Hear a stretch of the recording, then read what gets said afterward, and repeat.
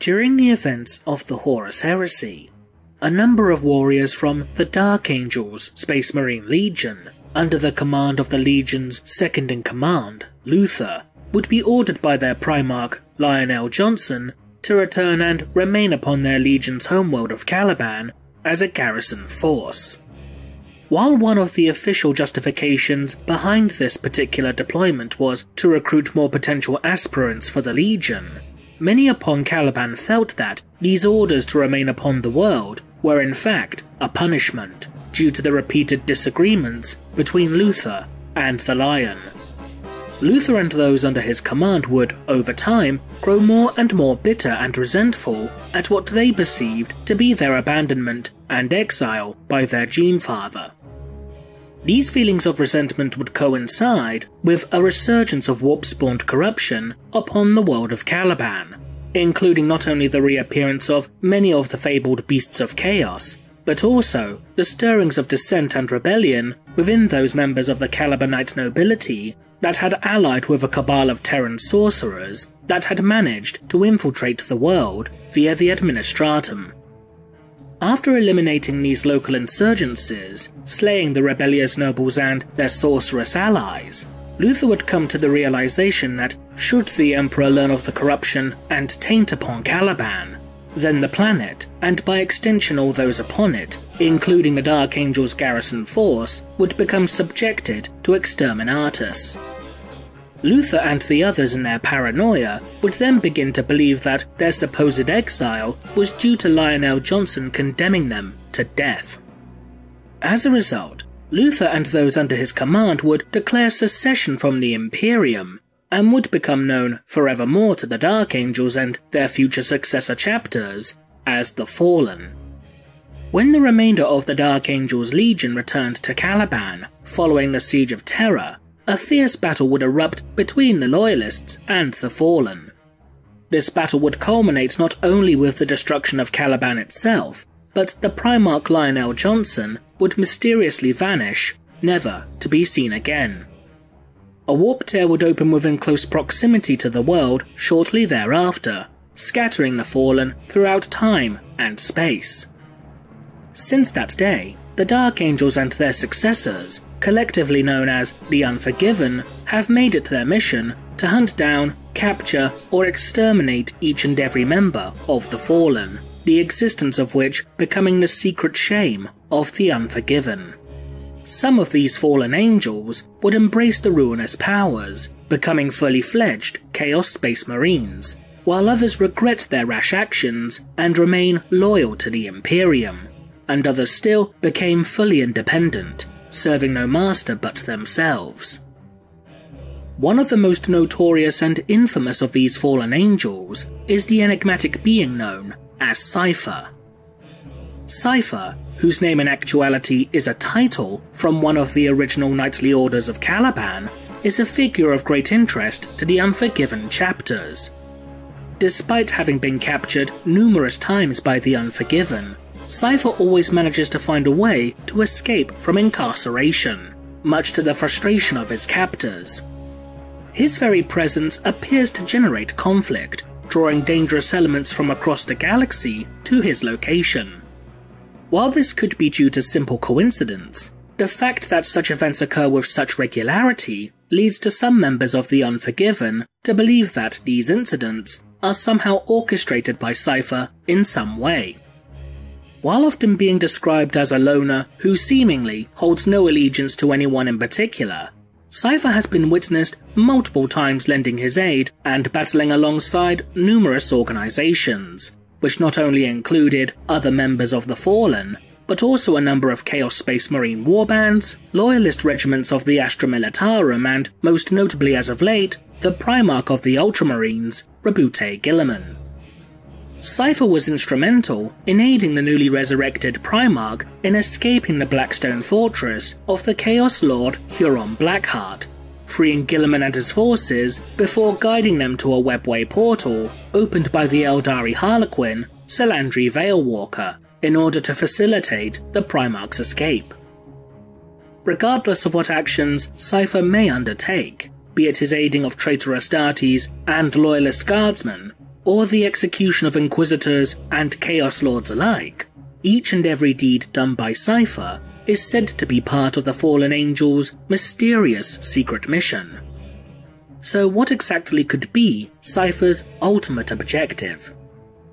It would certainly appear that regardless of the final mission that Cypher seeks to complete, his objective, or at least one of them, lies upon the Imperial Throne world of Terra.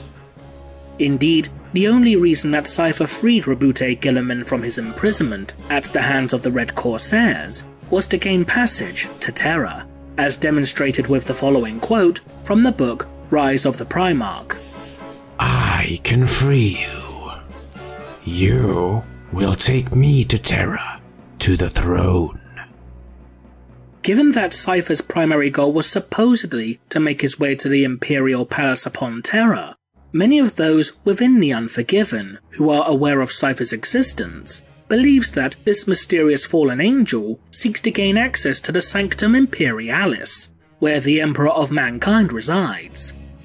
This may be in fact due to a particular artifact that the fallen angel has within his possession, a sword that he never wields in battle.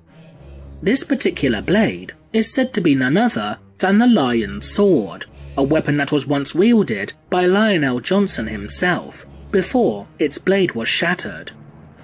The Primarch's blade disappeared along with his body during the destruction of Caliban, but through unknown means it appears to have been acquired by Cypher. The fact that Cypher seems to be in possession of the Lion's Sword, combined with his almost random appearances that appear to show the fallen angel moving closer and closer to Terra, are just some of the reasons why Cypher is so hated and thus desperately hunted by the Unforgiven.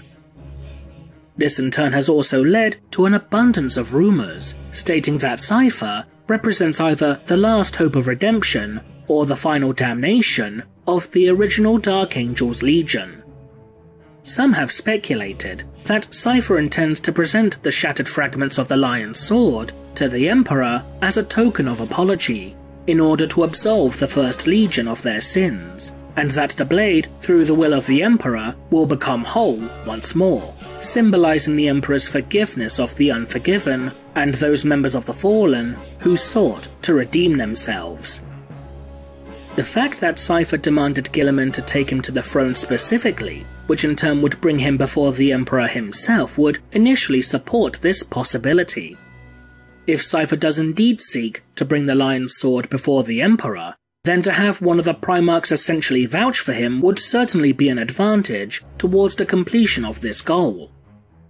When Cypher and Guilliman first encountered one another, Guilliman would have had no knowledge regarding the existence of the Fallen, and indeed the Primarch would simply refer to Cypher as being a son of the Lion.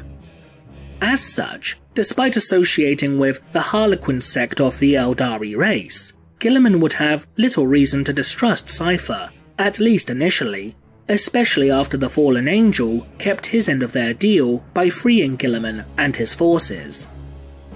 But there is a second possibility in regards to Cypher's motive towards wishing to be brought before the Emperor, in that Cypher had intended to instead use the remnants of the Lion's Sword to slay the Master of Mankind's physical form. The Lion's Sword itself was shown to have been an incredibly powerful weapon, capable of delivering grievous wounds to not only mortals but also to Primarchs. In the novel Leman Russ the Great Wolf, the Primarch of the Space Wolves Legion would note that the injuries that he had suffered from the Lion's Sword, despite Johnson turning the blade aside at the last moment to make the blow non-fatal, would take over a week to heal. If such a weapon could deliver such a potent injury to a Primarch when not delivering a killing blow, then it theoretically could do significant damage to the Emperor's mortal frame. As detailed within Rise of the Primarch, Guilliman himself would recognize the danger that the blade Cypher possessed presented, as detailed with the following passage. He might not have recognized Cypher, but he knew the blade on the Dark Angel's back. The sight of it made him shudder with dread. He would not permit such a thing into his father's presence. as Guilliman stood before the entrance to the Emperor's throne room, Guilliman would decree that Cypher and his fallen allies were to be arrested and imprisoned within the dungeons of the Imperial Palace. This order would enrage Cypher, who would initially draw his pistols in response. The fallen angel would then calculate his odds on whether he could reach the interior of the throne room before being gunned down. Cypher would reluctantly admit to himself that to attempt such an action would be folly, before holstering his weapons and allowing himself to be apprehended. Despite the custodian guard claiming that escape from the palace dungeons would be next to impossible, Cypher would accomplish this very feat in just a few hours. Admittedly, Cypher's anger may not be due to him being unable to kill the Emperor, but instead simply the natural reaction of the fallen angel being so close to achieving his objective before having the opportunity snatched away from him at the last moment. While admittedly unlikely, if Cypher's goal was indeed to slay the Emperor, then for what reason could he be attempting to do so? One possibility is that Cypher intends on slaying the Emperor's physical form in order to claim victory for the Chaos Gods, in turn allowing the forces of the War Master, Abaddon the Despoiler, to achieve a feat that his gene father Horus Lupercal could never accomplish: conquer Terra. Admittedly though, this does seem to be a highly dubious motive, as Cypher has been known to aid the Imperium as well as the forces of Chaos for his own ends.